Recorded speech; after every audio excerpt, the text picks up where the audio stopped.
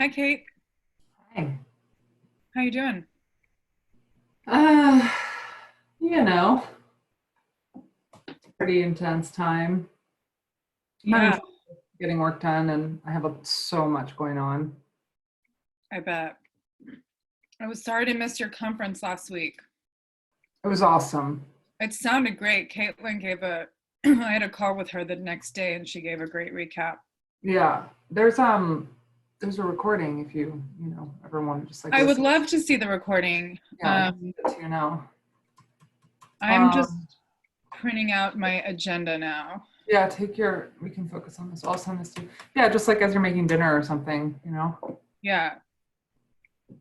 Um, and I didn't realize that Fung is now co-ED. That's awesome. Yeah, she and Steve have been in that role since Ellen left. Like, I mean, basically they started like 2 days before we started sheltering in place. Mm-hmm. Mm-hmm. So it's like pretty crazy. Yeah, that is um, super crazy. Yeah. Liz Dozier is here. I'm gonna admit her. Azurity Webb is not somebody who needs to be in the waiting in this green room, right? Correct. Correct.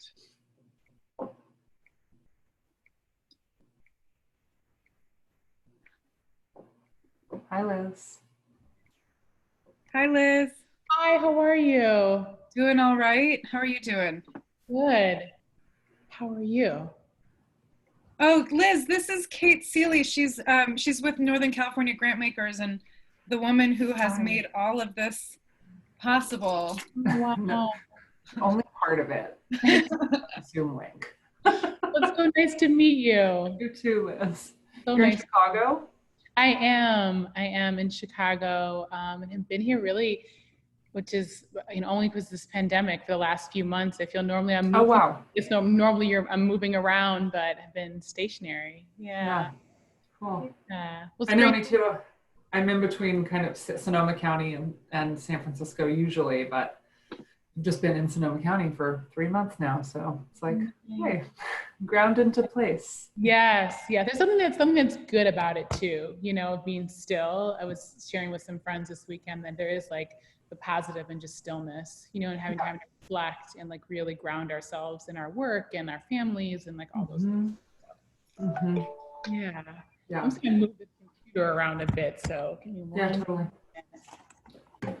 Yeah, I'm just getting settled myself, just printing the agenda.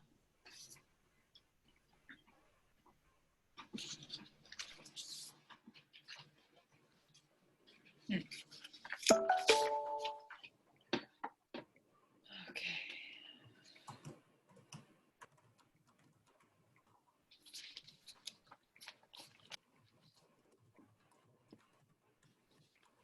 Kate, let me know if there's any names in the waiting room that you are not sure I about. will. Yeah, there's only one right now. Did you Yeah, so we're let, just waiting for Lisa Cowan, right, Pia, and Eleni. Refu. right. Yeah. And Liz, your last name is pronounced Dozier? Yes, Dozier. Okay, got it. Okay, let me send you the PowerPoint just Yeah, in case. perfect.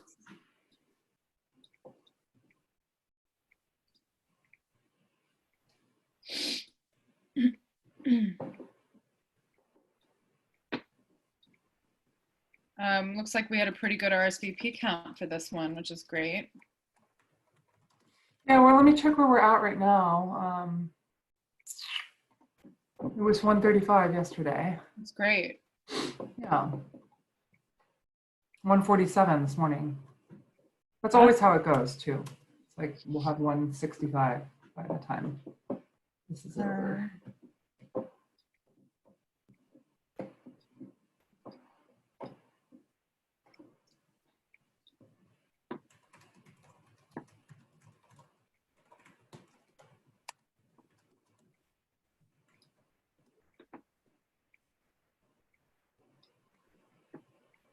I just sent it to you, Kate.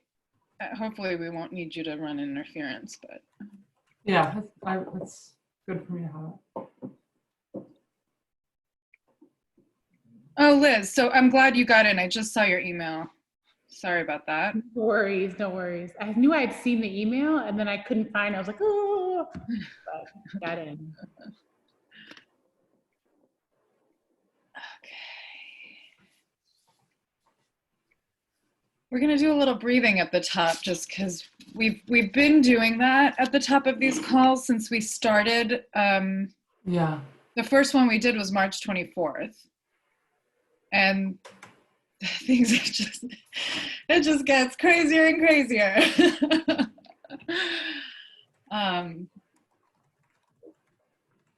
Yeah. Okay, Eleni's here. Oh, great. Liz, I had a call with a kind of researcher in the UK this morning. Hi, Eleni. Hi, everyone. Welcome, welcome. We're just waiting for our speakers to settle in, so we're kind of just keeping it loose for now.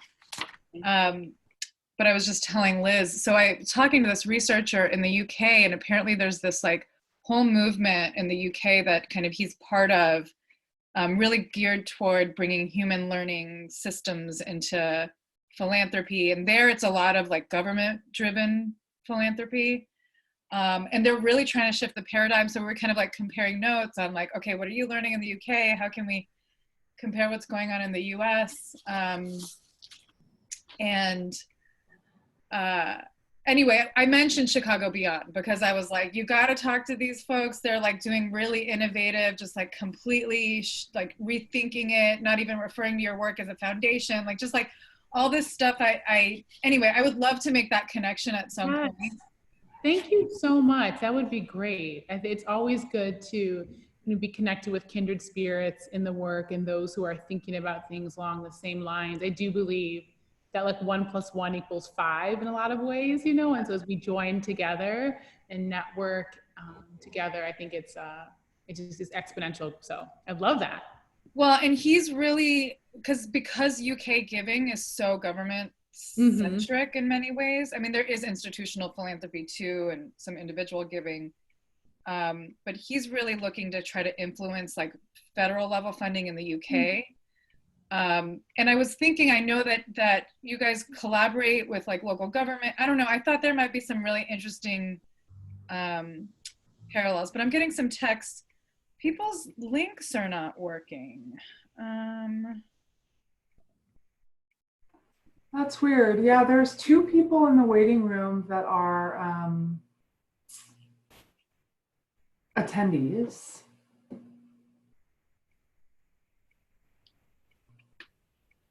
I guess I'll just send them my link. I don't know if Pia is able to get in either, but I wonder if I should send I wonder if I should send an email to everybody who's registered.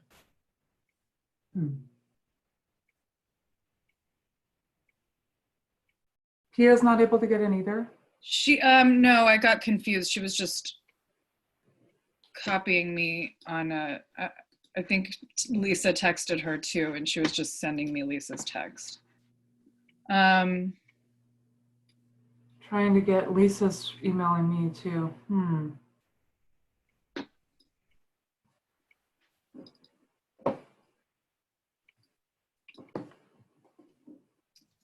Let's see here.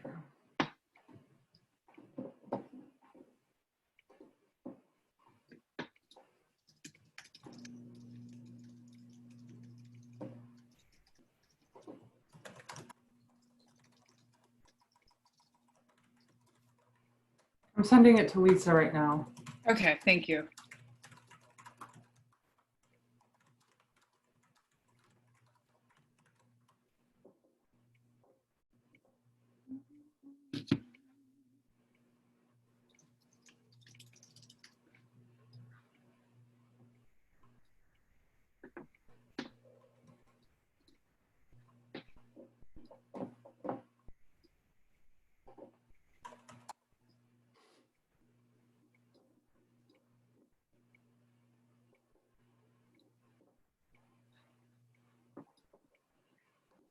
And sorry, Liz, Katie just sent me a note that I got your title wrong again.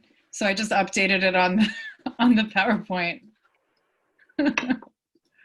No worries. I hadn't even looked, so you guys are ahead of me. Well, your team is on it. Your team is on it. Thank you. Okay, Lisa's in the waiting room, Kate. Can I see? Okay, here. Great. Did you find her? Yeah.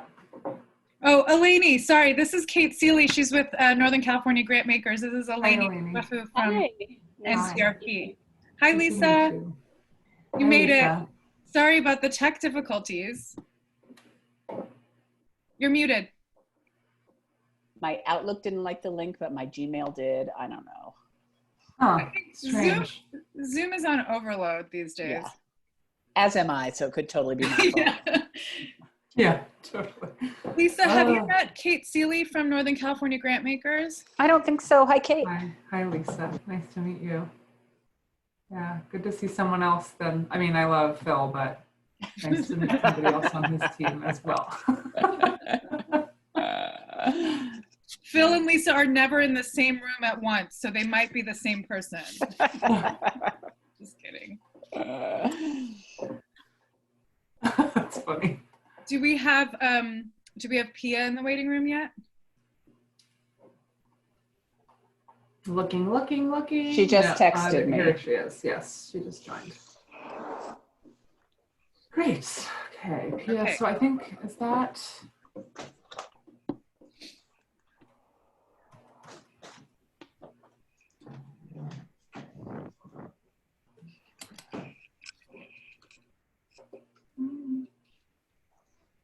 Okay.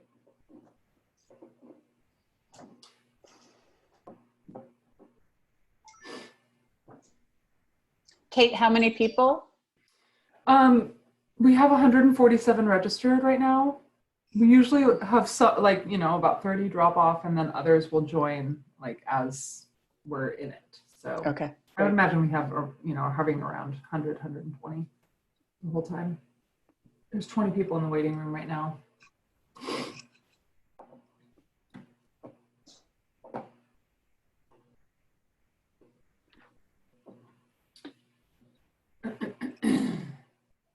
Hi, everyone.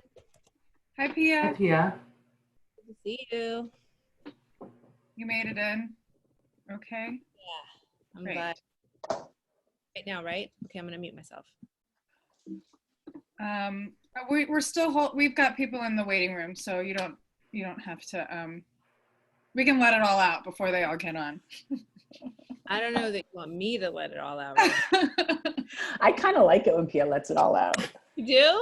Yeah. We got. You know what? This is It's very transparent. right. That's what I was gonna say. This is all about transparency. We got a model. Right. I will be transparent that I have bedhead and I barely got here. Wait, I'm putting lip gloss on. I should I put on lipstick for you this morning, Pia. I know. Everyone looks great. Everyone looks great. There's a straight line from my imposter syndrome to my lipstick. I'm with you on that. I concur. I totally agree. For me too. Shadi, will you forgive me if I go off script? I just feel like I don't know how to not talk about what's going on. Yeah. You know, I really And you don't. should. You should talk about it. Okay, so Yeah. It's it's yeah. I'll also be touching a little bit on what's going on today and how relevant it is. Great. Yeah, I think the more we can connect that these are sort of really practical applications of some of the bigger transformational change that's afoot, Yeah. that would be great. Because otherwise, I think we might feel a little bit irrelevant. Yeah. Were you guys on that Black Lives Matter funder call yesterday? Yeah, I was. I thought it was one of the most powerful calls from philanthropists to other philanthropists I've ever heard. Nice. Yeah, it was very clear, very Yeah. direct. Yeah. Liz, Eleni, were you there? No, I was not. What made it, Lisa? Like, what made it that? What was the? Well, they started with a few activists speaking, but from the very beginning, they were very clear, like, we are not making a case here. We are giving you context and we are giving you direction, and it is your turn. You know, we had this amazing week of action last week. This is Philanthropy's week of action. We need to talk about how to liberate these dollars. We don't want dollars that were going to someone else. We don't want dollars that we're stealing from the future. It was just like it was very powerful framing, I thought. Wow. I didn't have a chance to attend Hey, either, folks. but our team did. We are at 2 minutes after, so I'm going to go ahead and give Kate the go-ahead to open the waiting room. Okay. Okay, fabulous. Have a great call, everyone. Thank you. Yeah, thank you for being here.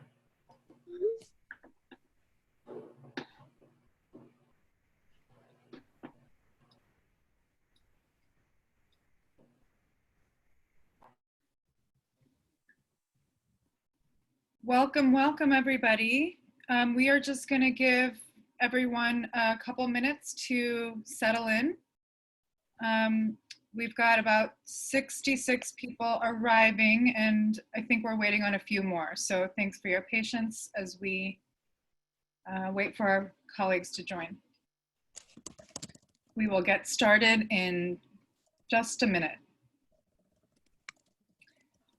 If you are just joining us, you have control over your own audio and video settings. You are welcome to keep your video on. If your connection feels unstable, sometimes it helps to take yourself off of video, so you can use that at your discretion. We will invite you to keep yourselves muted during this presentation, but you can always raise a hand or pop a question in the chat box as our discussion is happening. And we're just going to give folks a couple more minutes to arrive before we get started. Thanks again for being with us.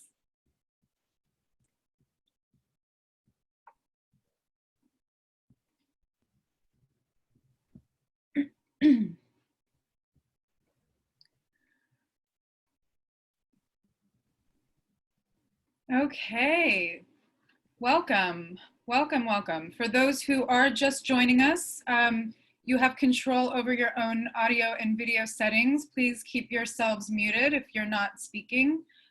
You are more than welcome to chat us questions in the chat box throughout the discussion. We'll also have some dedicated Q&A time toward the end. So there will be multiple opportunities to ask questions. And again, we do encourage you to chat those to us throughout the discussion, and we will do our best to bring those into the discussion. Keep yourself muted if you are not speaking. And if you have bandwidth issues or if the connection's a little shaky, you can take yourself off video. That can help sometimes. And let's get started. Hello, everybody. My name is Shadi Salehi. I'm the director of the Trust-Based Philanthropy Project. Very happy to be with you all today. Before I introduce our webinar and our fabulous speakers today, as we go through discussing the benefits of transparency and responsiveness and how that fits into a trust-based context, I wanted to start us off with a little bit of breathing exercise. We are in some turbulent and emotional and challenging times. We're confronting a lot of things that have really come to the fore in the recent weeks. And I know that affects a lot of our work, and it affects a lot of us personally. And we can't just come into conversations and not acknowledge what is happening and how we are all kind of responding and reacting to what's going on in different ways. So before we jump into the content of our discussion today, let's just take a couple minutes to settle and arrive.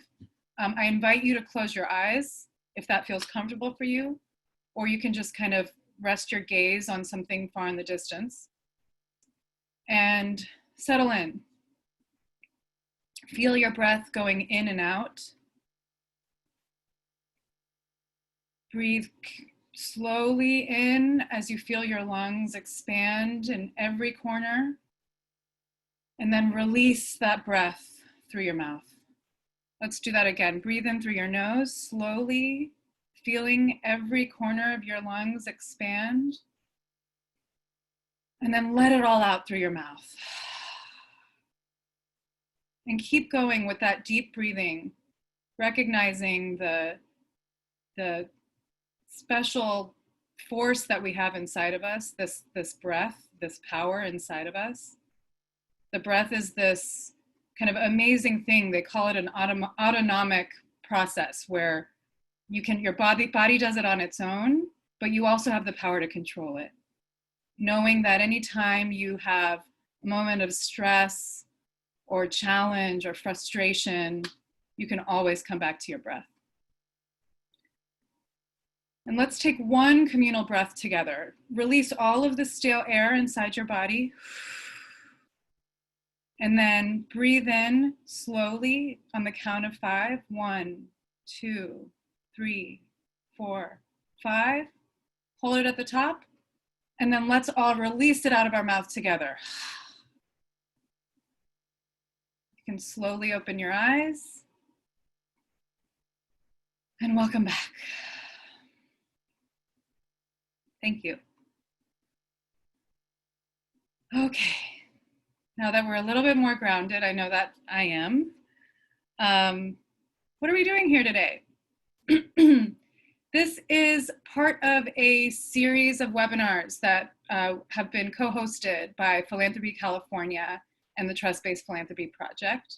Philanthropy California, for those who are not familiar, is the alliance of Northern California grantmakers, Southern California grantmakers, and San Diego grantmakers.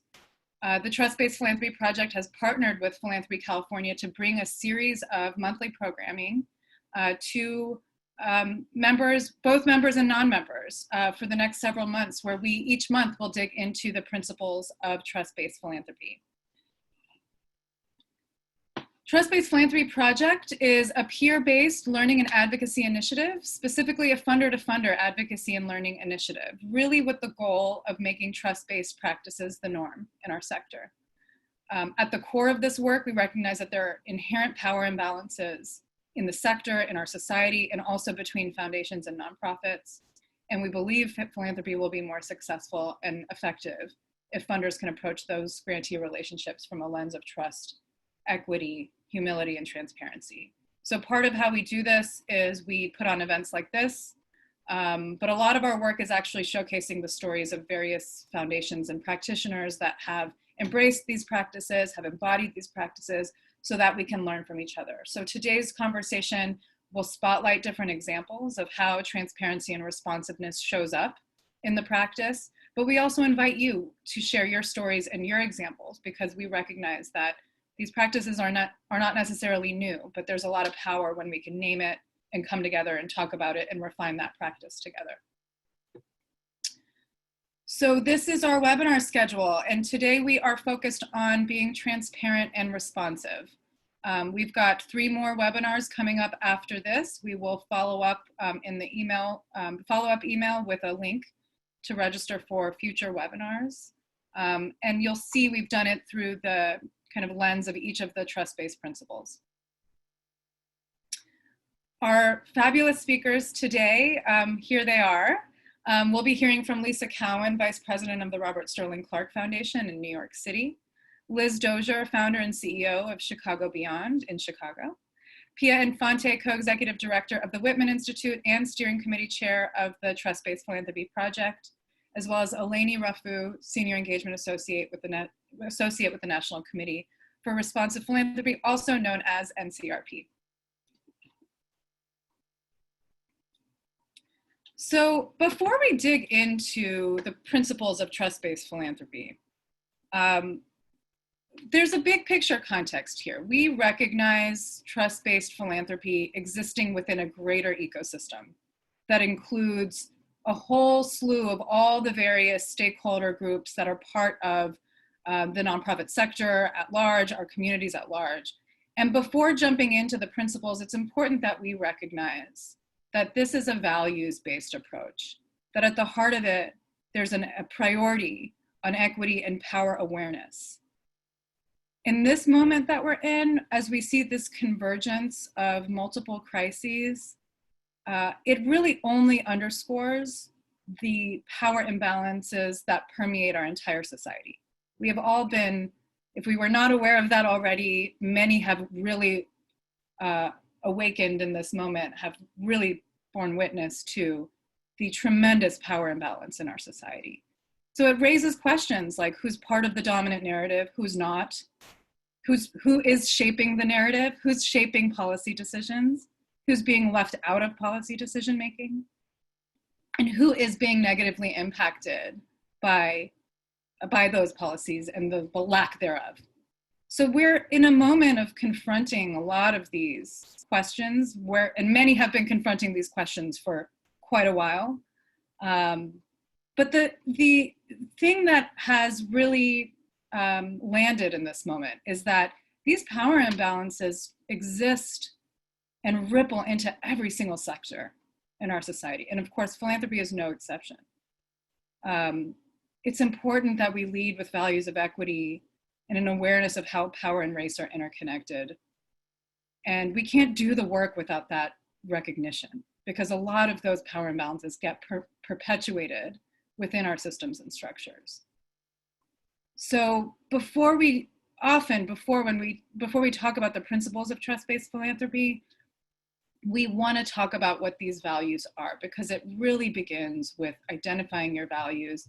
And in many ways, there has been a values to practice gap in our sector, where many foundations stand for equality and justice, but sometimes that doesn't necessarily show up in the actual day-to-day practice.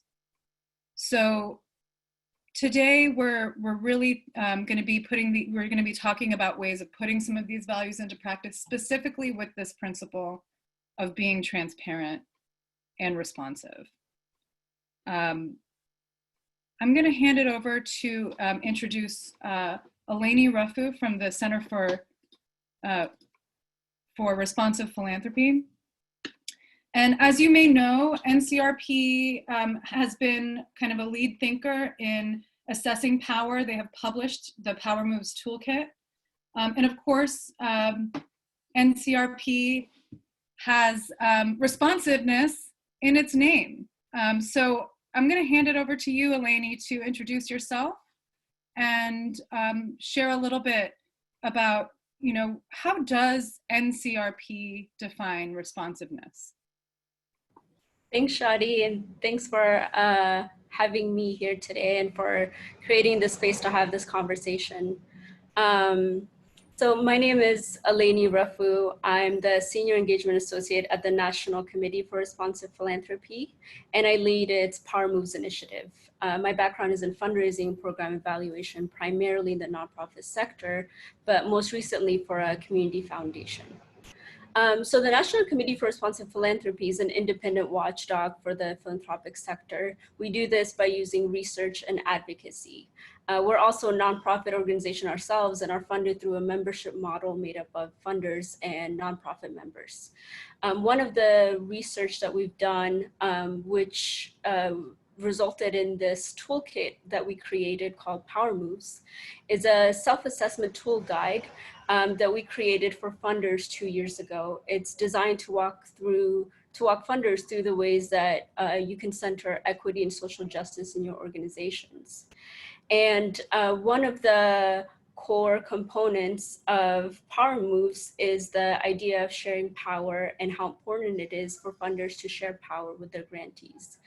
As Shadi mentioned, the Trust-Based Philanthropy Project's mission aligns most closely with sharing power that we highlight in Power Moves. And what's core in sharing power are the values of transparency and responsiveness, because we believe that they are, in order to do this effectively, you have to be willing to relinquish some or all control based on the feedback you receive from your grantee partners.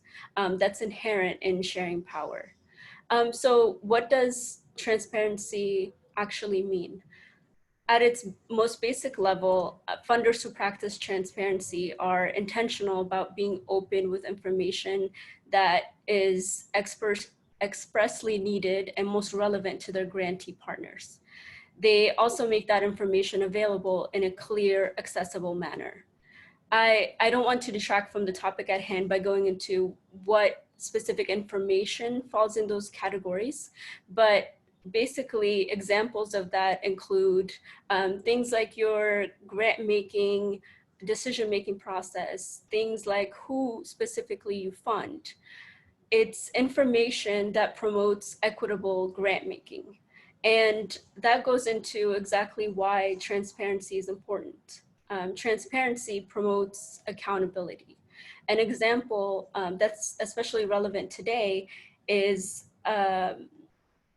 related to a research that Echoing Green and the Bridgespan Group released recently. They did a research on the racial disparities in nonprofit funding, and what they found echoes the experiences of our nonprofit members. Our nonprofit members have been telling us that organizations that are led by Black women receive less funding than those led by Black men or white women. They also looked at where funding is given when it comes to unrestricted funding, and they found that nonprofit organizations with leaders of color received 76% less than organizations that were white-led.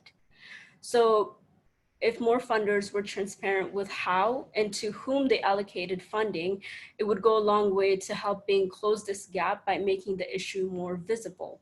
It would make the philanthropic sector more accountable to those grantee partners that aren't receiving as much funding. Transparency also promotes inclusive decision-making. When you make your information accessible, you provide an avenue by which you can receive feedback from your grantee partners. By doing this, you're creating a more inclusive decision-making. You're also promoting a partnership in your work. You are all here because you understand that there's an inherent imbalance of power between funders and grantee partners. So being transparent is one way you make room at the table when decisions are being made, because being transparent means that your grantee partners have information to be able to start these conversations with you, to be able to provide input and walk with you as you, as you work on these issues. Thank you so much, Eleni. Really appreciate that context on really defining transparency and responsiveness, particularly in this moment, and particularly around some of these elements of sector accountability that you're talking about. And I know Pia Infante from the Whitman Institute has thought a lot about kind of the intersection of transparency and accountability. Pia, can you share just some reflections, in this current moment, but also why is transparency, as one of the kind of, initial architects of the trust-based kind of framing, why is transparency and responsiveness a key part of a trust-based approach? So it's a two-part question. I'll hand it off to you. Thanks, Shadi. Thanks for trusting me with a two-part question.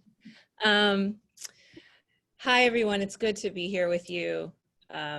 And I will just back up a little bit from your two-part question, and I will say it's a prescient day, morning, time in history to be talking about transparency and responsiveness. Clearly our field, philanthropy, the sector of philanthropy, is really looking and asking existential questions. What does it mean to be responsive to both the pandemic and then the uprising of social and political movements that are actually, I think, having the kinds of impacts that we've been hoping for in many ways, in terms of just like a larger consciousness change. So I think that these topics, while we're going to be digging in today and thinking of them as practical tools for learning how to recognize and give up power as funders and donors and practitioners, I think that the themes of them are have been kind of in our consciousness for weeks and weeks. So I just want to say that yeah, at the beginning, before all of you got on, I was saying to my fellow esteemed panelists here that I hope I can stay on topic, because it feels like the themes of transparency and responsiveness are, we're talking about them at a sort of large sector-wide, even nationwide critical way. But I think that one of the things I appreciate about this series of calls is that it also, we're hoping to offer kind of stories, tools, and resources for how to bring these down into organizational life, into what leadership looks like. So, so going back to your question, you know, why is it a key principle? I mean, it underscores the kinds of relationships that we're trying to reset in society, you know, whether we are talking about, so we are talking in this particular instance about philanthropy, and philanthropy is, has been since it was begun in this form in the early 1900s, terribly opaque, isn't sort of legally required to tell people, you know, what we're doing, you know. There are very few rules and like legislation that regulate philanthropy. So even the notion that it is part of how we are accountable to the communities we serve, to be transparent and forthcoming about what's like, I'll give a very basic example. You know, raise your hand if you've ever been completely confused because a foundation who used to fund, I don't know, clean air or something like that, went into an 18-month strategic planning process.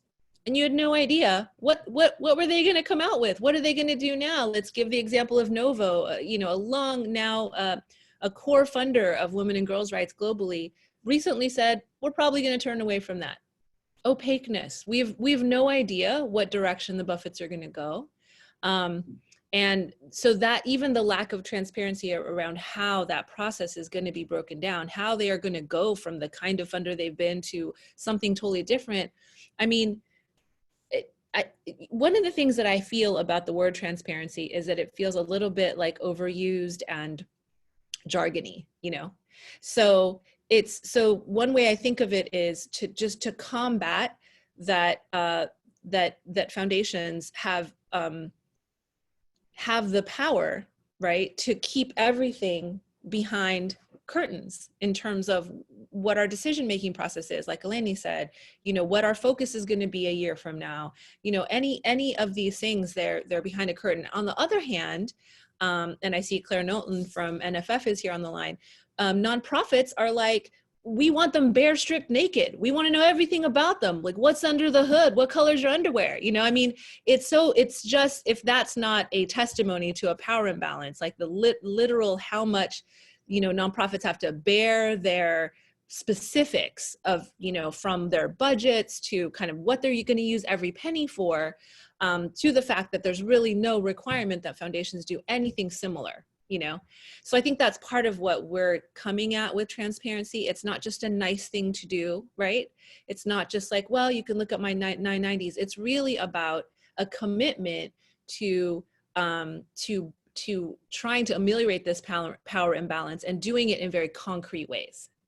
So I think that's, and then responsiveness, I feel like, is a given. I mean, if we are here to support leaders, nonprofits, social movements, particular regions, different sectors, different issue areas, you know, having our grant making, having our contribution be led by being responsive to the communities that we want to support. I mean, I think right now the movement for the liberation of Black lives and Black bodies is, you know, the country is being called in, you know, a historical way, in a political way, in a social way, in an economic way, you know, to account for hundreds of years of the devaluation of Black bodies. And I know I'm going a little off topic here, but I'll come back, I promise, to the notion of responsiveness.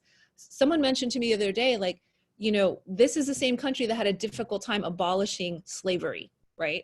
So we're still in the same country that had to have a civil war about whether or not to abolish slavery. And we're now in the same country who, you know, all of the history of that, all of the roots of that, and then philanthropy's participation in that, I think is sort of what we're up to today. And the last example I'll give around responsiveness, because obviously we want to be responsiveness to all of these things, is that the shrinking of government and sort of public good, so, public services, of basically what's available to people to be able, healthcare, the post office, education, all of these things have actually been shrunken. And I think that philanthropy has this existential moment of saying, do we try to expand to fill that space, or do we advocate for a stronger public, a stronger democracy? And so when I think of the concept of responsiveness, there's sort of a universal level of responsiveness that I think we need to be critically understanding about our role here. And then there's like very specifically the kind of responsiveness that I think we're also going to talk about on this call, which is, the direct feedback and requests that we get from the communities, nonprofit organizations, leaders that we are in direct relationship with, and what are they asking for of us right now? And to pay attention to that, to listen to that, and to be willing to do that, regardless of how uncomfortable that is, regardless of it doesn't fit with our strategic plan, regardless of the kinds of culture change we will need to enact in our institutions to make that happen. I hope I have answered your two-part question. Yes, thank you. That was great. Thank you, Pia, for really articulating the layers of transparency and responsiveness that we're talking about. So let's actually, let's dig in. Let's talk about what this looks like. Let's really kind of, let's investigate that together. I'd like to introduce Lisa Cowan, Vice President of the Robert Sterling Clark Foundation in New York City. Lisa and I and our panelists have talked a lot about kind of what transparency means and why. Lisa, can you just share just some background on Robert Sterling Clark Foundation and why transparency has been such a cornerstone of how you approach your work? Sure. And I've just been thinking this whole time, like I'm kind of pathologically transparent myself. So it's exciting to think about how that plays out professionally. The Robert Sterling Clark Foundation is a foundation that was started with the money of the lawyer to the man who invented the Singer sewing machine.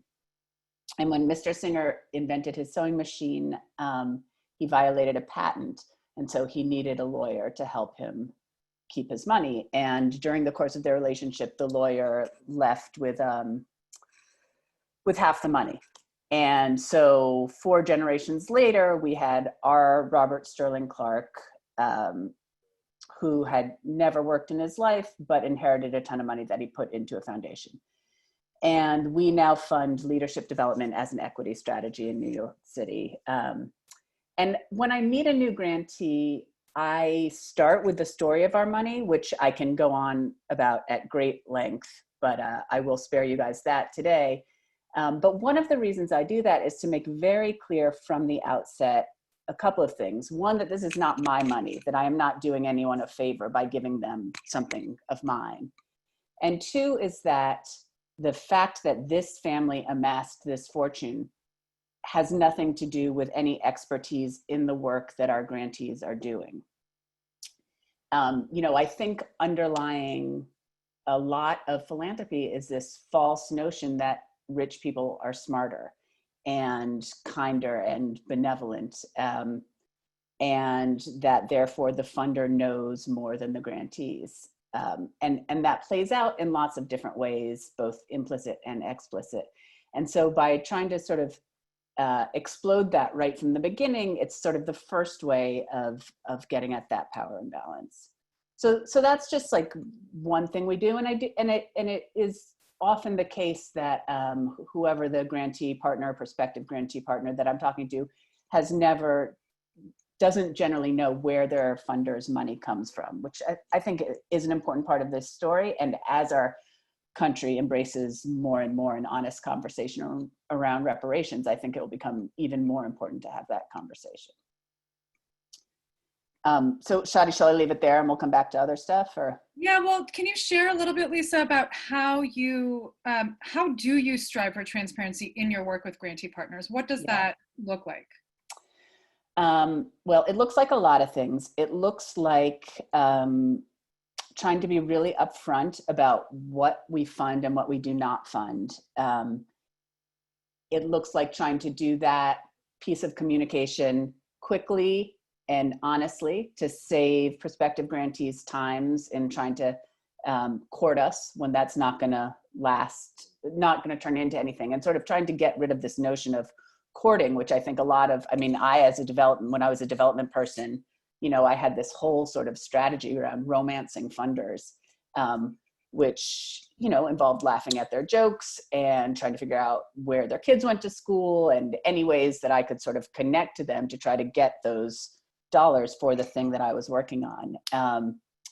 So that was not a great, I mean, that was a good use of my time as a grant seeker because it did get me grants sometimes, but I don't think that should be how grants are given. So anyway, so we try to be really honest about that, even when it results, it sometimes feels rude to say to someone, no, we're not going to fund this.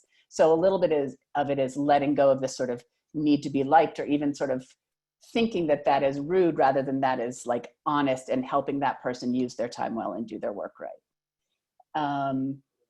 It also means, just like, this is one little thing I was thinking about recently, is that when somebody uses an acronym or talks about a piece of legislation or refers to an organization that I don't know, my instinct is often to like knowingly nod my head so that they believe I'm the smartest person in the room.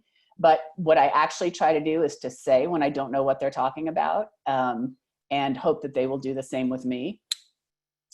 And again, like, part of that is just being really clear about what I do know and what I don't know. And there's so much that I don't know. There's so much that all of us don't know. And I mean, just to say right now, we are living in such an unprecedented, chaotic, rapidly changing moment.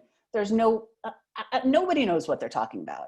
And I think just being honest about that builds trust, frees us up, and helps us sort of imagine together and from the same place, rather than sort of presuming a false expertise, and then lets people talk about what they really do know. Thank you. Thanks for highlighting that kind of the two-way street of this process. You know, Robert Sterling Clark has been really great about kind of sharing your faceplant moments, like moments of in this practice, doing this stuff, you know, what challenges have come up, or what moments have you had where you're like, oh, maybe we should have done that a little differently. That in and of itself is modeling transparency. But I'm curious, kind of like, what is a challenge that's come up for you in this process as a relatively new funder coming out of the nonprofit sector? What challenges have come up in your trying to be transparent and responsive? Well, so one particular case that there are two of us on our grant making that do grant making at the foundation. Both of us most recently come from being grant seekers and sort of hold that identity closer than being donors. And so I think that has gotten worked out into a lot of our approach. But when we started, again, like, both of us kind of new to this role, we said, we're going to talk to anyone who comes to us. Like, we're not going to be like these foundation people who hide behind their desks so you can never get anyone who wants to have coffee with me, I'm going to have coffee with. And sort of felt like kind of revolutionary in this approach. And about a year in, I started looking at who were the people who I had had coffee with in the past year. And there were an awful lot of them who I had gone to college with, or who I had worked with in the past, or whose kids went to my kids' school, or like 5 people from Little League. I mean, it was just like, it was very clear that this was not actually an equal access strategy.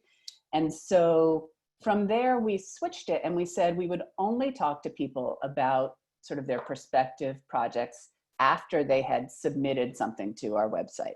And we accept proposals written for other foundations, so it's a very low bar to submit something to us. But it did require that a person would actually read what we funded and hand something and submit something. And then we would talk to anyone often after the caveat that this is not likely to result in funding, do you still want to talk? But what I hope that did is sort of equalized access. And I have no idea if this is the right strategy. It could be that in a year I'll look at it again and I'll see some other huge blind spot that I'm using now. But one way that I hope that I can start to find things in more than a year is by talking about them with colleagues, with transparency, and to try to invite feedback. So yeah, that's another topic. Thank you so much. I have many a faceplant to describe, but I'll leave it there. Well, maybe we'll hold on some of the more stories for the end during the Q&A. Thank you so much, Lisa. One, for modeling transparency. I just think that, we're all here in community together, and for, sharing that we don't always have all the answers. And there's something really refreshing in that, to be able to kind of say that, and that in and of itself helps build trust. Next, I'm going to introduce Liz Dozier, founder and CEO of Chicago Beyond, a relatively new organization out of Chicago. Liz, can you share a bit just about Chicago Beyond's story, and how you all approach transparency and responsiveness? Yeah, thanks, Shadi. So Chicago Beyond, I think context is everything. And Chicago Beyond was really born out of the idea of backing the fight for equity. It started when I was a teacher and a high school principal. I was the principal on the far south side of Chicago at a school called Finger High School, where we were basically every single day coming into contact with what structural racism produces. And in our particular school community, that meant that 40% of our young people were graduating on any given year. It meant that there were 300 arrests inside of the school building. It meant there was a 20% dropout rate, and we're talking about, almost 1,500 kids. Over the process of a few years, like, those numbers shifted, and it became, instead of that 40% graduation rate, it was over 80%. That 20% graduation rate went down to below 2%, and those arrests went down to virtually nothing. We became a leader in restorative justice and in healing and in really academic interventions and giving our kids and our community what they needed. And so I am not a philanthropist or in philanthropy circles by trade, but had an opportunity to start Chicago Beyond. And, I saw on the other side, before starting Chicago Beyond, what it meant to be a grantee, so to receive funds. And what I noticed in that moment that I carried with me into Chicago Beyond, that it was often a grand show. There was, to what Lisa mentioned a second ago, this idea of having to laugh at all the jokes that the funder said, or having to somehow appease and create this whole scenario when they came so you could see the exact perfect things. But the truth was in the numbers, what we were doing for kids and how that had shifted, but yet and still it was still performative in nature whenever we interacted with funders. And so, and honestly, I always felt like they never knew what the heck they were talking about half the time when it came to schools and kids. And so seeing the other side of it, the biggest takeaway, or one of the biggest takeaways for me, was that oftentimes the folks that are giving them money actually don't know what they're talking about in terms of what to best do with resources. So when Chicago Beyond started, we started with this idea that we as an organization are not the experts. And that it is incumbent upon us to trust the people that we partner with, to trust their expertise, and to really walk alongside of them to support their vision for kids, for communities here in Chicago. And that was really where we needed to, what we needed to do. And also for us, really challenging this idea that is existing in philanthropy about risk. You oftentimes hear people talk about, it's so, we don't want to invest here because it's risky. But what we try to push on is risky for whom exactly? And is that code for something is, too black or doesn't align with, you know, your personal beliefs, or it's too small, but like really for us obliterating that idea of what it means to take risk. Thank you, Liz. And can you share some examples of just in your grantee relationships, how do you embody that kind of commitment to transparency and responsiveness? What does that look like? Yeah, and so for us, I think as mentioned earlier with Pia and with Lisa, like we think it goes both ways. I'll tell you, I think one of our biggest missteps, because I think oftentimes it's very easy to say, well, here's the things that we do really well, but I'll tell you one of our biggest missteps. I think there's a big learning from it. So when we initially launched Chicago Beyond, Chicago Beyond is funded by two wealthy individuals, Mark and Kimbra Walter, who solely fund Chicago Beyond. And I was really clear, and we were really clear, the three of us together, that it really shouldn't be about them, and that this is not, you know, their story. This is not going to be set up like a charity, but this is really about justice work. And so in my vantage point and talking with them, it was best to kind of step aside. We weren't going to talk about them on our website. They weren't going to be listed in our materials. Like, this was really about the work of Chicago Beyond. I felt very strongly about that, having just come out of a school and, you know, been to, I can't even tell you how many funerals and kids passed away, and seeing what the impact of structural racism. It was not about these two individuals. And they were in agreement with that. But then again, along the journey in the last couple of years, realized that although that was well-intentioned, it didn't make the most sense in terms of what is right in terms of transparency and accountability. And so I'll share one of our that's, I think, one of our missteps there in terms of what transparency. Thank you. Yeah, you know, it's such an important learning, and I think, you know, that's learning together too with the investors also. You know, they're in that learning journey too, and that's great that you've been able to build that kind of relationship of transparency, you know, at all these layers.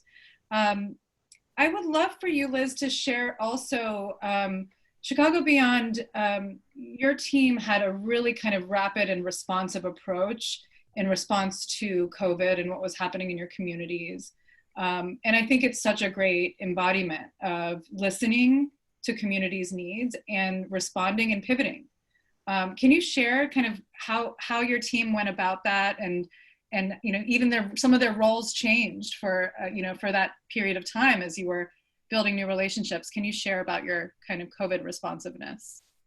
Yeah, so I don't think it's rocket science. So for us, and how we try to orient ourselves in this work is, to Pia's point about, like, you know, who are we listening to, whose voice is being uplifted. And so, you know, immediately as, you know, we went into shelter in place and things started to happen here in our city, we as a team just began to reach out to partners as well as partners of partners who are in this work, who are organizing, who are working directly with community to say, like, what is it that you need? How can we help? Like, what is it?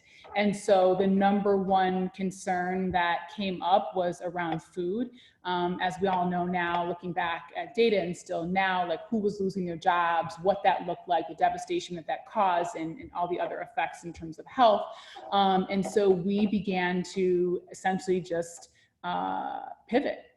And what that meant for us was inserting ourselves into the supply chain and procuring enough food to feed anywhere from 5,000 to 7,000 families a week with a week's worth of groceries. And we were particularly interested in, you know, Chicago has the Greater Chicago Food Depository and these, like, larger entities that get food out to families in Chicago. But what we noticed in listening to our partners, and honestly what we intuitively knew, that there were going to be people that would be left out of where those resources would go. And so we formed our own distribution unit with trucking and with, you know, having young men from our communities work to package and pack food and deliver food to families. But that was what we feel was just, again, in, like, being open and honest and hearing what folks needed. It made the most sense for us in that moment. Thank you so much, Liz. It's such an indicator of really understanding the work as part of a greater ecosystem, a greater system, understanding the interconnections of it all, and being very responsive to that. Thank you so much. One more point to that, Shai, I think is really important. It is that, like, we were able to shift, but then so too were our partners. There are 45 organizations across the South and West sides who are helping coordinate and do. And so it truly was this joint, unified effort, not just obviously us. It was all of us network and essentially organizing is what, you know, organizing is. So I just want to make sure I added that.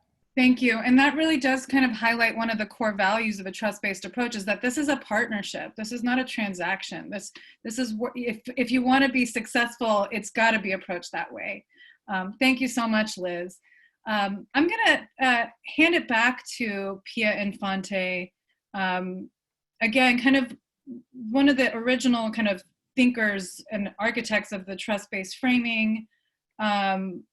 And also, you know, as a representative of a spend out foundation, when, you know, transparency becomes, you know, it becomes, you know, very important as you're kind of an organization going through change.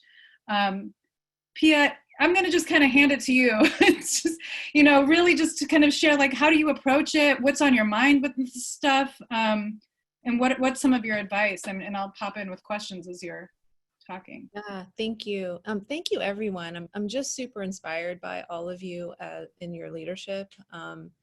And Liz, I continue just to be grateful that Chicago Beyond is articulating this story of collaborative, collective responsiveness and accountability to the moment that happened. And I'm sure many moments have actually happened since the COVID moment that you also are all being responsive to. I really appreciated that you talked about the fact that you had for a long time been looking at structural racism and its violent impacts, you know, so again, we're looking at such a long story.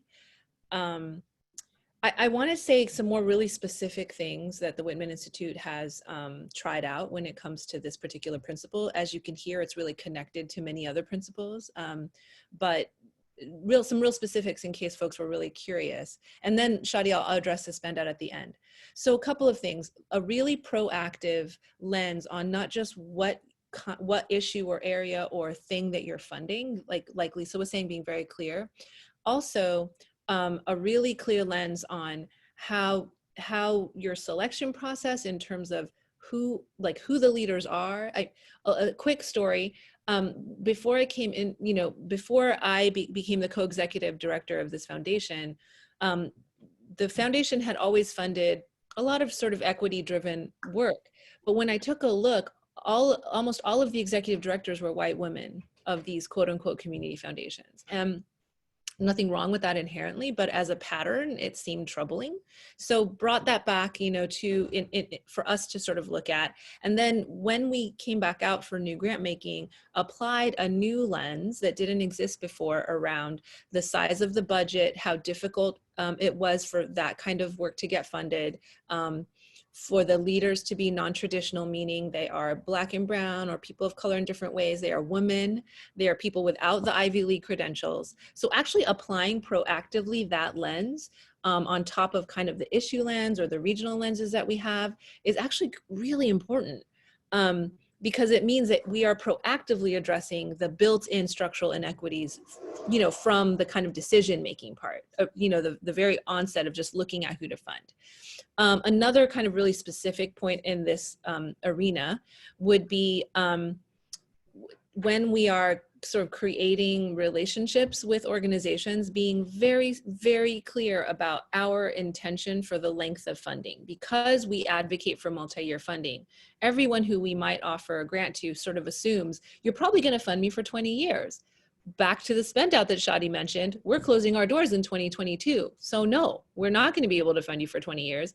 And one huge faceplant that I have done at least twice is to not be really, really clear with a new nonprofit that we might be giving a grant to for a particular moment in a particular way, not to say, and you know what, I'm sorry, but this is literally the only grant that we're going to be able to make. Because as we all know, once you receive one grant, that feels like a indicator, right? That you're in line. You're like now in the flow of this particular foundation's flow, whatever it is that you can't figure out, at least you got a grant, so you're probably lined up for another one.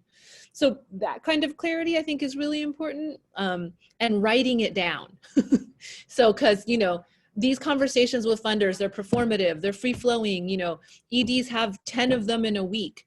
You may not remember that one funder said, hey, we really love to support you for this 1 year, and that's all we can do, because you had 9 other conversations. So you don't remember, but if then that funder follows up and says, here is what I believe that we talked about, just let me make sure that I'm checking my understanding of what we walked away with, and we really write it down, then they don't have to guess or wonder, and then their development team doesn't sort of inherit kind of, again, a vague, opaque situation in which clearly they're going to want more funding. And if we don't communicate that very clearly, then it's our bad and we're not paying attention to the power dynamics. The one other kind of faceplanty thing is that ending funding with a multi-year grantee partner is difficult. And sometimes it has to happen.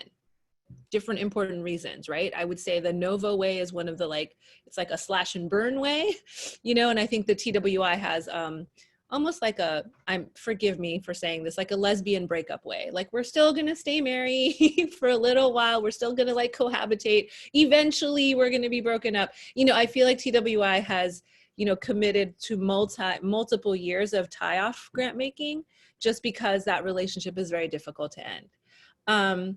And my last metaphor for all of this is that be in the relationship as a funder the way that you want to be in, have people be in relationship with us, meaning be a good date, be very like, oh, we met and I'm not going to ask you out on a date again. You know, all those things, like, I'm going to make a commitment to you. Let's like really commit to each other, sort of like operate as a human being the way that you would want human beings to operate with you, you know, and make sure to look at the systems and the policies, the communications we use, all of that, which I'm sure Eleni is going to speak to now.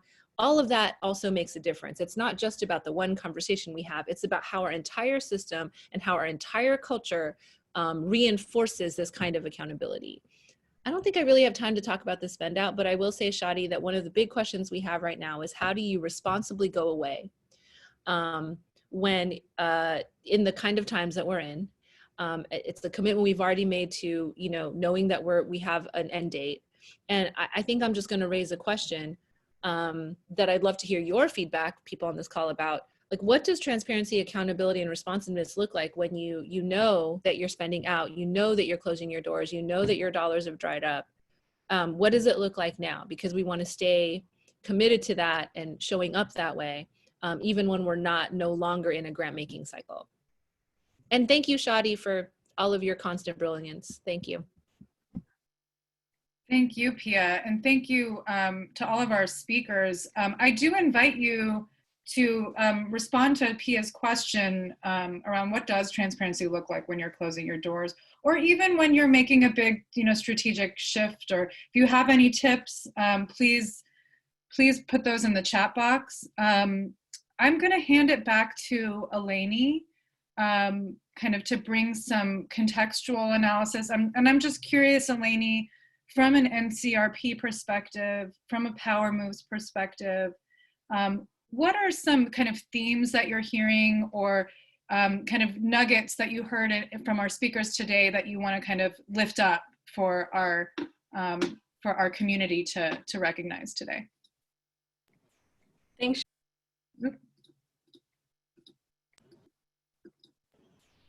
Sorry, go ahead. Great. I want to highlight what Pia just said about how it has to do with processes and systems in place in order to make sure that this happens, that we are being responsive and transparent. And that's a common thing in both transparency and responsiveness. It's about what do you have in place to make sure that you are being intentional about practicing those things. The other common thing I've heard in both is the role of communication in both principles, and how in transparency that looks like you know, communicating the information that you have and making sure that that communication is accessible, is clear, And then in responsiveness, that looks like having a two-way communication system, an avenue by which you're also, excuse me for the background noise, that you created an avenue by which you are receiving information, but also have a way to communicate information clearly and relevant information to your grantee partners. And then we've all touched on this, but just about how we should continue to center power in what we decide to do in both principles. For example, in transparency, I think often how people misconstrue that is by saying, okay, I've checked off this information's on my website, this information is my website, I've done enough. But it's a continuous process, because the intention behind being both transparent and responsive is to meet the needs of your grantees, meet the needs of the communities that you're seeking to impact. And so it's a continuous process, and it centers communication, and it's constantly asking whether or not you're doing enough to address the power imbalance that exists by applying those principles. Thank you so much, Eleni. It's such an important reminder that it's a journey, it's a continuous process. We've heard a lot of examples from our colleagues today where it's really about, it's constant self-reflection in this practice. It's constant self-assessment, checking your assumptions. And we've heard so many great examples in that today. So we're gonna move into our Q&A portion. And so we invite you to chat us questions or chat questions for the speakers in the chat box. So this is your time. We'll have about 15, 20 minutes for Q&A. I also have some kind of preloaded questions for our speakers, because we get a lot of questions as we're talking about this stuff. Sometimes they're skeptical, sometimes they're curious questions, sometimes they're super practical. So we're channeling some of those questions that we get for the sake of our discussion today. So first question for you, Lisa, and then I'll invite others to share if they want to offer some additional insights. A question that we hear often when it comes to being transparent and responsive, especially for funders and donors that have a lot of grantee partners, how do you do that? Like, I mean, we're busy, right? Like, how do we make time to be responsive to everyone all the time? It's just like, is it even realistic to be responsive to every grantee partner? Lisa, how would you respond to that question? Oh, yeah.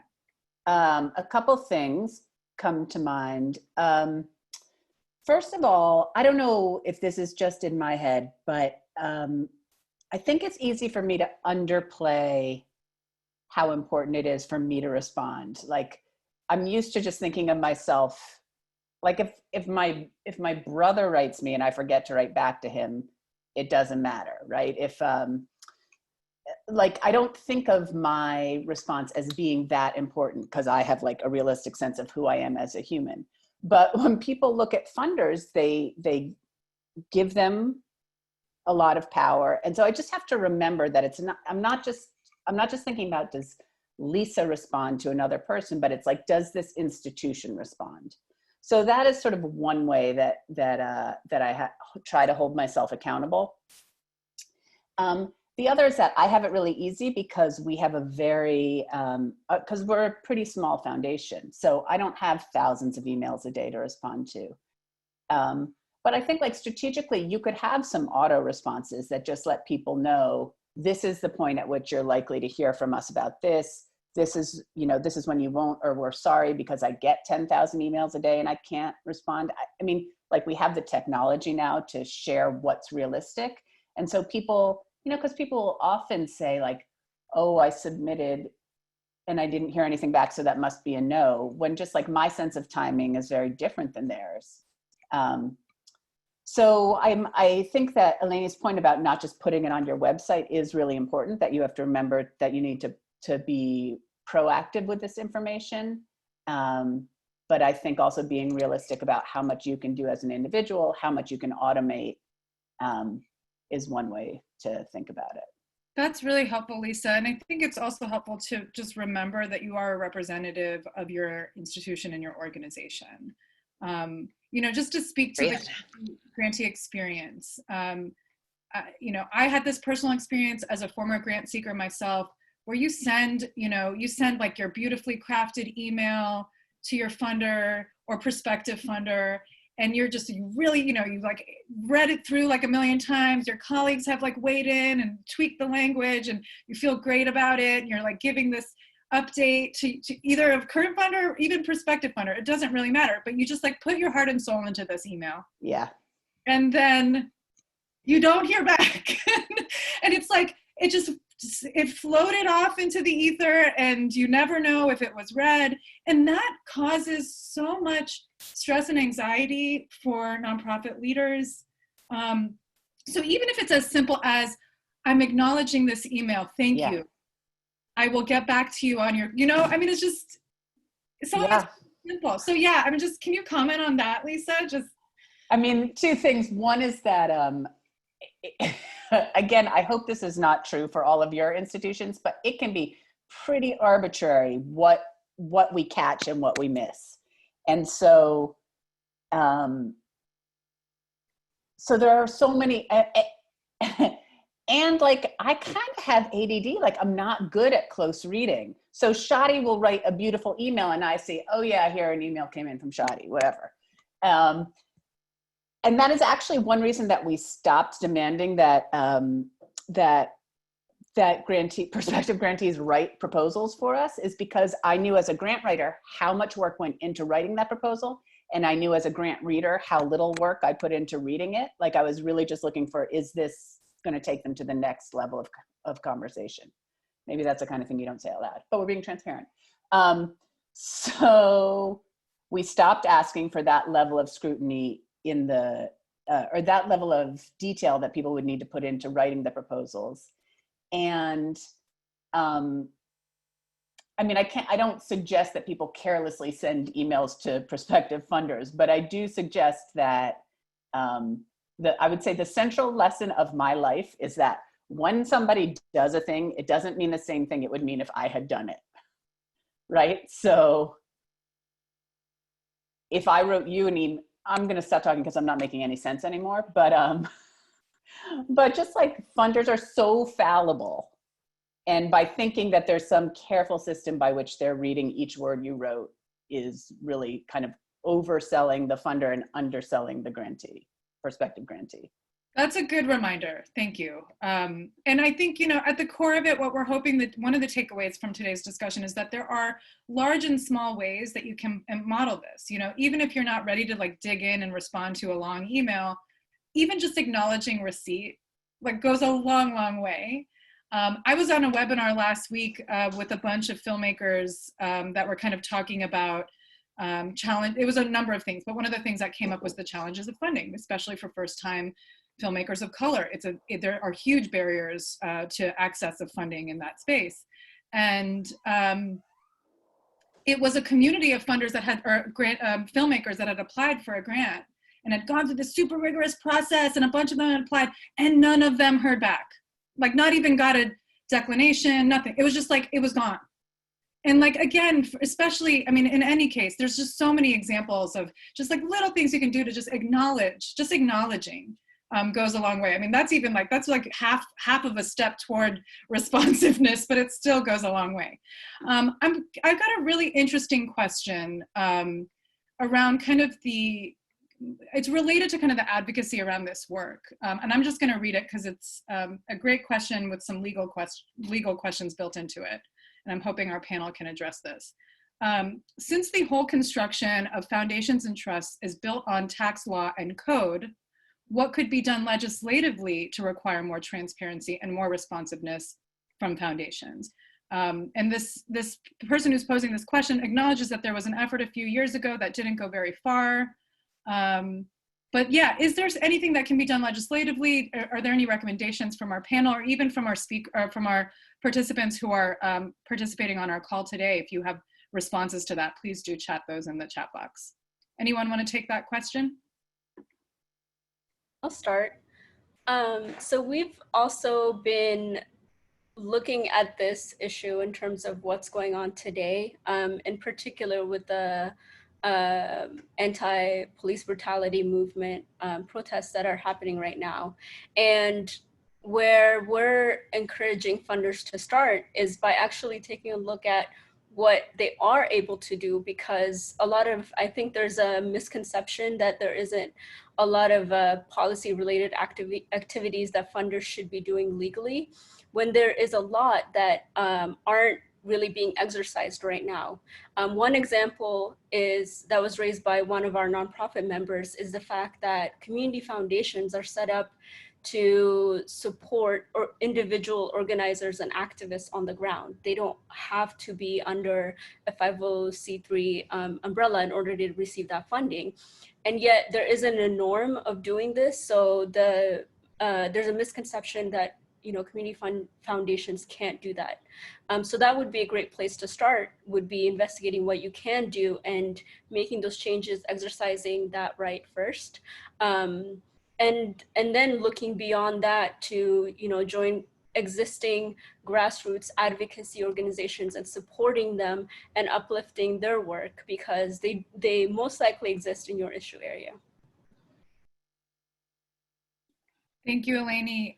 Any other comments or any kind of legal experts on the line that want to share some insights on kind of the legislative action to try to bring more transparency kind of to institutional philanthropy?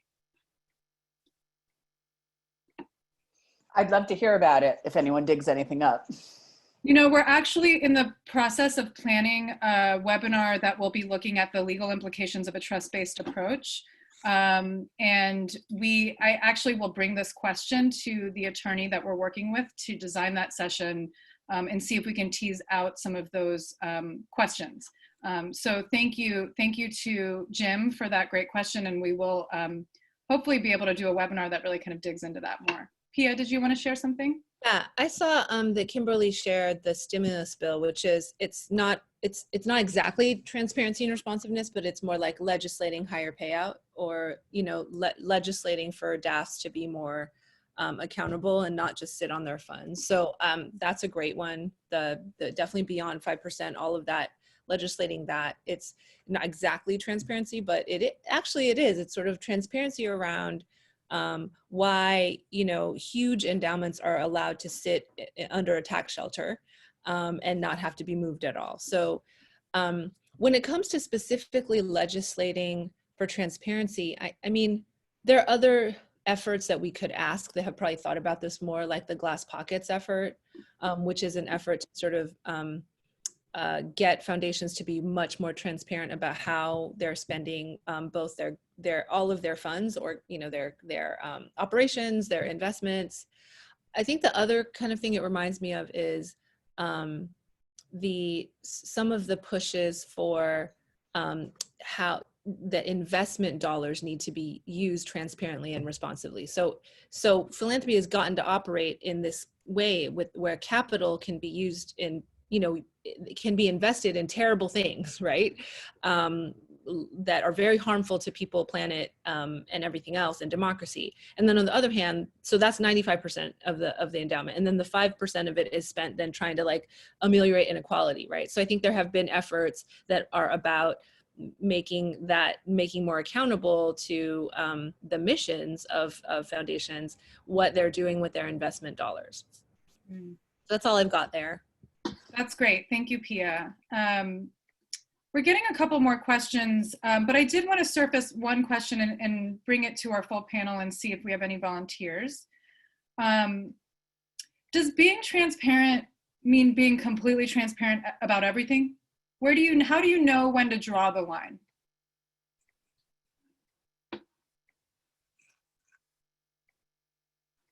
I know it's a tough question. It's just, I'm sure it's a question that others have too.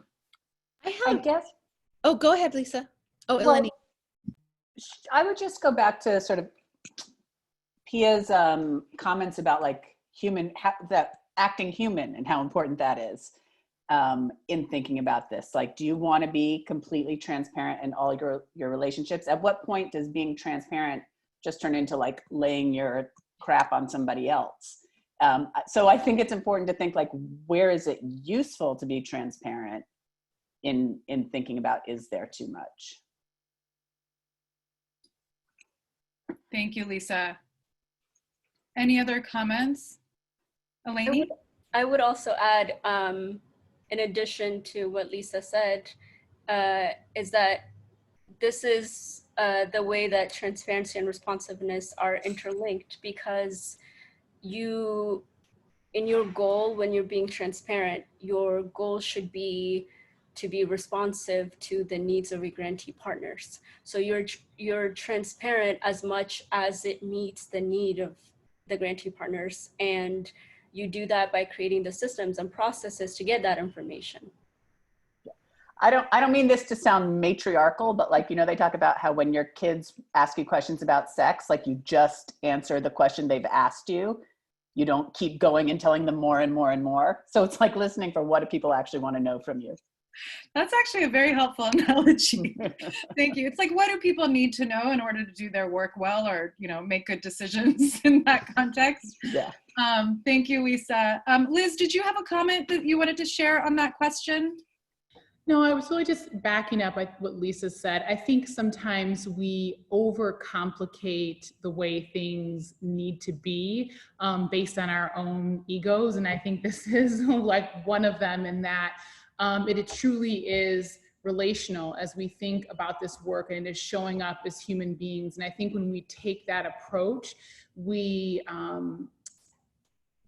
we just get the results that we're always looking for. And when we overcomplicate, and when we make it transactional, and we make it so much about numbers, or so much about things that are disconnected from true community and true voice, we just don't get to where we need to ultimately go. Thank you, Liz. So helpful. Another, in our kind of prep conversations leading up to this point, where we're talking about a few scenarios, and I wanted to bring this question back to our panel. What if you are modeling transparency, but you still feel like it's not being reciprocated by your grantee partners? I can take that one. We wrote about this a little. We published a guidebook called Why Am I Always Being Researched last year. And we talked about these 7 inequities that are held in place by power, but also these 7 opportunities for change. And I think a lot of that goes to answer your question. So I think the work of changing how it's always been done is really hard, but the most important thing for all of us is around this, human engagement and continuous effort to check our own bias. And if we make some of the technical changes that we were talking about earlier today without that commitment to openness, it won't work.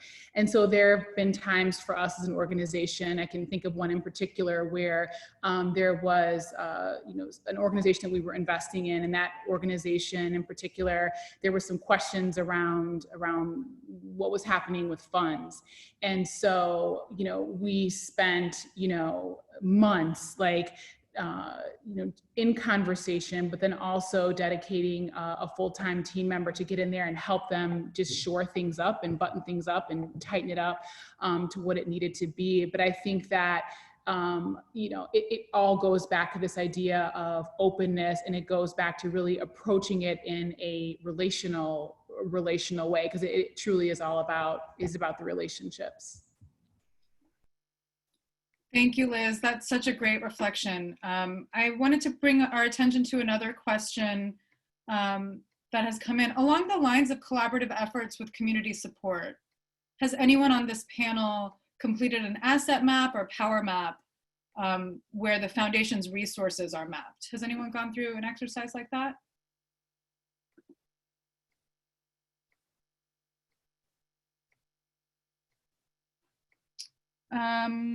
Anyone on the line that is not on the panel but would like to share, we welcome you to share those reflections. Thank you, Paula, for that question. I think that's a really interesting inquiry, and I think it could help with some of that kind of mapping work that Pia was alluding to at the beginning of the call.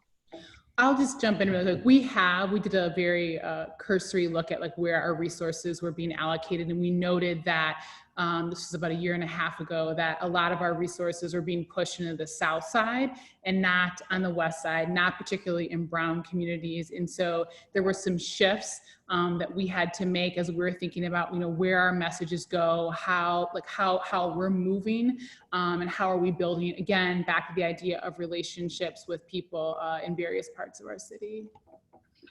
Thank you, Liz. Okay, we are rounding toward the end of our time together. I want to kind of bring us to a big question from Josh around kind of recognizing this is kind of like, we're at this tipping point moment where it's really, it's a moment where we can kind of re-examine and rethink. I'm just looking for the question so I can capture it. So this moment is forcing us to completely reimagine existing systems, education, and others. What might it look like to completely reimagine philanthropy? What might philanthropy look like if it were radically transparent and worked in partnership with communities? I hope that some of the examples we've heard today are kind of embodiments of what could live in the sector at large. But maybe I'll kind of pose that question to anyone on our panel who wants to address it, and then we'll invite Pia to offer some closing reflections before we move on to our next step. So anyone want to kind of offer some, I know it's a big question, but like in your ideal world, what would a new philanthropy look like? Lisa, please. You're muted. It might go better if I stay muted. I mean, I think, you know, in the perfect world, in a radically reimagined world, I don't think that there's a role for philanthropy. Yes. So I think that what we're thinking about is how to sort of get us, what does philanthropy have a role in getting us to a world where we don't have philanthropy? And I think that's making the money move a lot easier, a lot faster, with a lot more trust. And some of these structural things we've talked about today can help do that. Thank you, Lisa. Lisa wrote a great piece in the Chronicle of Philanthropy last week. I invite you to check it out. We'll actually share that link in the follow-up email. It kind of speaks to some of what Lisa just shared. Liz, would you like to add some thoughts? I mean, I think Lisa that's exactly what I was thinking. Like, it should not be here. It should not even exist in the perfect worlds. I think about particularly with this moment, whether we're talking about, which to me it's all related, whether we're talking about COVID or we're talking about the dismantling of white supremacy and structural racism. Like, there are opportunities for philanthropic organizations across this country to spend down. Like, people are, you know, hoarding and keeping money. Like, this is the opportunity people could make huge differences in this movement of liberation if we got beyond the 5% and if we got beyond you know, operating in the current structures that we're in. So I don't think there's a place for it or it would exist. Thank you, Liz. Very well put. Pia, final thoughts from you on a radical future? Yeah, I mean, I'm like, let's make Liz and Lisa in charge of this radical vision, and everyone on this call. I mean, I think actually, Liz, the example of what you've done at Chicago Beyond is such a powerful example of a foundation or a funder or whatever, a funding entity does not have to stay within a particular, you know, the Rockefeller model, right? The Rockefeller model was created in the early 1900s, and I would argue that it's out of date, you know? So there are so many models, you know, we have a lot on this call, represented on this call in the participant group as well, that I think are thoughtful, already existing, Josh, radical reimaginations of philanthropy, you know? So it's more about, can those be the norm versus the, kind of operating marginally. I mean, one thing that I'll bring that's not my personal thought, but I was on a call with 4 other Spandau foundations yesterday. And we were kind of having this conversation about, yes, philanthropy shouldn't have to exist. We should spend ourselves out of the need to exist. But sort of the path there for this group was a really strengthened and inclusive either socialist system or democratic system. Because if, you know, our public infrastructure were so strong, our education, public health, housing, food, nutrition, water, kind of access to all the things that families and communities need to thrive, creativity and the arts, if all of those things were incredible and strong, it would literally eliminate broad swaths of funding networks, you know, like the need to fund the arts wouldn't be as dire in this country, because there would be a very strong public arts infrastructure, for instance. You know, I mean, I've heard it said, like, why does this country have a hard time thinking about abolishing guns and the police when we have abolished public health care, public education? We're talking about abolishing the postal service. You know, why is it so easy to imagine kind of taking a wrecking ball to anything that is like a public infrastructure, and then not taking a wrecking ball to things that are literally like enacting violent crimes upon its citizens on a daily basis? So that is just the conundrum of the American hypocrisy. But what I'll say about a radical reimagination is that if philanthropy were to think that we need to spend out all the coffers to ensure that there is a long-lasting, you know, community-informed, like local, regional and national public infrastructures that don't leave literally anybody behind, whether they're even called a citizen, what, you know, whatever, that really look at what borders really are, then yeah, but we would have to then take all these endowments and spend them in that direction, funding things like advocacy and organizing, funding things like these like public-private partnerships that have been mentioned as examples, right? And doing it in a way that's transparent about what our intentions are. Because one of the things that I think we come back to over and over again is like, why the attachment to these things, even in the Philanthropic Center? And I think it's about things like legacy and ego. And kind of an attachment to, so much funding goes literally, y'all, to like putting a family's name on a building or on a piece of research, right? A piece of science. It's stunning. Even the Donors of Color Network has studied that high net worth donors of color, Black and brown and of all races, often give to their alma maters, which are often Ivy League schools, which literally don't need another dime. So what is that about? And I think it's about this kind of notion that philanthropy is about putting your family's stamp, you know, on kind of something timeless. You know, and what could be more timeless than a country that actually works for its people and that reconciles and makes reparations for the violent way that we have became a country and became the richest and most wealthiest and most militarized country on the planet, you know? So lots and lots and lots here. I think there's so many of you on the line that have these same visions. What I think is so powerful about right now, 2020, even with how hard it's been and the level of stressors that we are literally undergoing every day, mentally, emotionally, and spiritually, is that if this is like, I don't know, this is our opportunity to make a collective consciousness and behavior change, you know, and we need to like, it needs to be like gas pedal to the metal, not like a little bit of braking and a little bit of pedal, like all the way down, if we are going to survive this administration and this period of time, you know? So I'm heartened always by all the leadership that exists. I will just also point out it's women's leadership. Hello, that's being featured on this call. And I feel like we could use more and more and more of it in every sector, you know, every organization, every institution. And I'll hand it back to our fearless leader, Shadi. And thank you again for just, you know, always so much creativity, so much thought, and so much strategy in the programming that you put together. Thank you.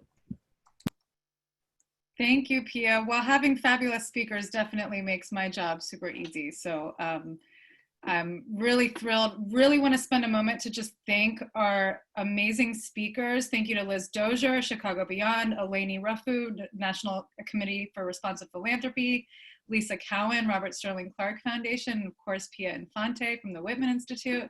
I'm going to close us out with some key takeaways and next steps. So bear with me, I'm going to do a little screen share.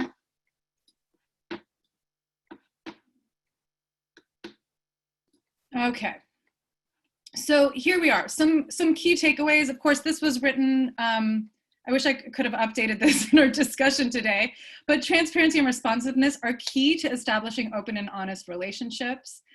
We are talking about a two-way street. If you want to see honesty and transparency from grantee partners, you must model it. Transparency is sometimes being open about what you know, but also more importantly, what you don't know. You don't always have all the answers, and that's fine. And there's so many ways to embody transparency and responsiveness as an individual, even if it isn't built into your organization's policies and protocols. So I hope that there were some tips today that you can take with you. Some steps that you can take in your next grantee conversation. You can share some of your reflections and discussions during this current moment, but with the asterisk, of course, that it's like only, you don't want to go totally TMI. It's only the stuff that is actually relevant to your grantee partners, if it has to do with grant making decisions, things like that, and kind of invite a dialogue. Hey, maybe you take 30 minutes today to respond to some of those unanswered grantee emails from the last week. Why not, you know? We've got lots of resources, and we'll be continuing to add them at trustbasedphilanthropy.org. We highly encourage you to check out NCRP's Power Moves Toolkit. This document will be sent out afterwards, so you'll have access to that link. We have a survey. We would love your thoughts. How can we do better? How can we be responsive to your needs? And we've got another webinar coming up that's actually very connected to transparency and responsiveness. It's on soliciting and acting on feedback, how to do that in a range of ways. That's in a month, Tuesday, July 14th. And finally, I'd like to give lots and lots and lots of gratitude to Kate Seeley and the team at Northern California Grantmakers that have managed all the tech back end, all the registration, and have made this happen and kind of brought this vision to life. I'd also like to thank our other partners at Philanthropy California, so the folks at Southern California Grantmakers and San Diego Grantmakers, for just being part of this collective vision of bringing this programming, not just to Philanthropy California, but to anyone who wants to join us. And all of our continuing events for the rest of the series will be free and open to all. So thank you to our partners for all of their work in spreading the word and supporting this effort. And that is it. We are so grateful to you. Thank you. Hope to see you in a month. And take good care and be well, everyone. Thank you again. Thanks, everybody. Take good care. Can I just shout out Liz's glasses? I'm sorry, they really specifically need to be shouted out. They say thank you. Pia, thank you for saying what was in all of our hearts. Y'all know that I don't ever really know what's coming out of my mouth. You just like Shadi points to me and then things happen, and I hope that I have said something useful. So it's great. No, it's great. Now I want to just go get a rosé with y'all at 11:29 a.m. Is that allowed? Like, is it allowable? So loud. Yes.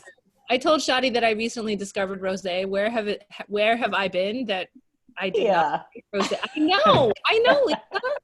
What it's so on brand for you too. I know. It makes no sense that I have not been a rosé drinker, but no, really, it's just life-giving to be, and with all of you who are with us too. There's only 30 of you left, but thanks for being here. We really got so much energy from you. Yeah. Thank you. Yay. Oh, Beth, we get to see your face. Yay. Thank you. This is wonderful. I'm so inspired. I need to go now and process this for a few hours. Good. And start writing some stuff. Thanks. Love that. With a glass of rosé. Everyone, be safe. Yeah, and some cool glasses. Our next webinar, we should all just come with mimosas. Why not? I'm in. If you're allowed to have them at brunch, you can have them on a webinar.